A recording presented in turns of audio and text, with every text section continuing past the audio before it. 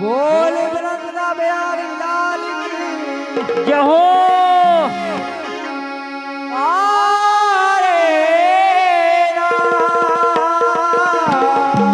बहुत अच्छे भैया रोहित भाई।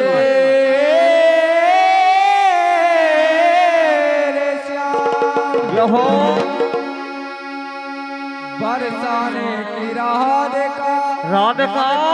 बरसाने की राह देखा नंदे गाँव के श्याम श्याम इन दोनों के पद चरणों में मोरी बार प्रणाम। ये मटकिया हमारी मटकिया हमारी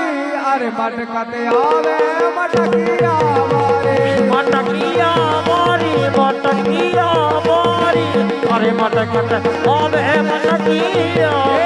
मटकिया हमारी मटकिया हमारी अरे मटकते आवे मटकिया हमारी मटकिया मारी मटकिया मारी अरे मटकत आवे मटकिया मारी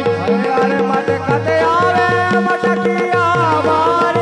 अरे मटकत आवे मटकिया रे मारी अरे मटकते आवे मटकिया हमारी अरे मटकत आवे मटकिया मटकिया हमारी मटकिया हमारी अरे मटकते आवे मटकिया हमारी मटकिया मारी मटकिया मारी अरे मटकत आवे मटकिया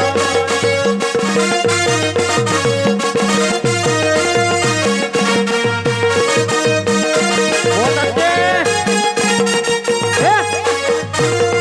हाँ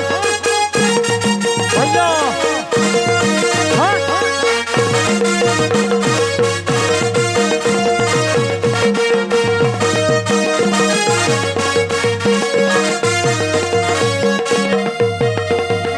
और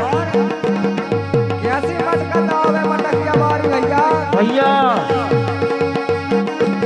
अरे जावे जावे जावे और पनिया भरन के अरे जावे जावे जावे और पनिया मारन अरे थे जावे जावे जावे वहाँ पनिया भरन के अरे जावे जावे जावे और पनिया मारन अरे थे पनिया भरन के और पनिया भरन के पनिया मारन के और पनिया मारन थे अरे पनिया भरन के और पनिया भरन के पनिया मारन के रे पनिया मारन थे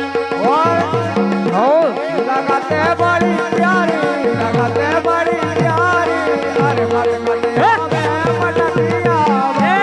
लचक बड़ी प्यारी लचक बड़ी प्यारी अरे मटकत आवे मटकिया ओए मटकिया हमारे मटकिया हमारे अरे यो आवे मटकिया हमारे मटकिया मारी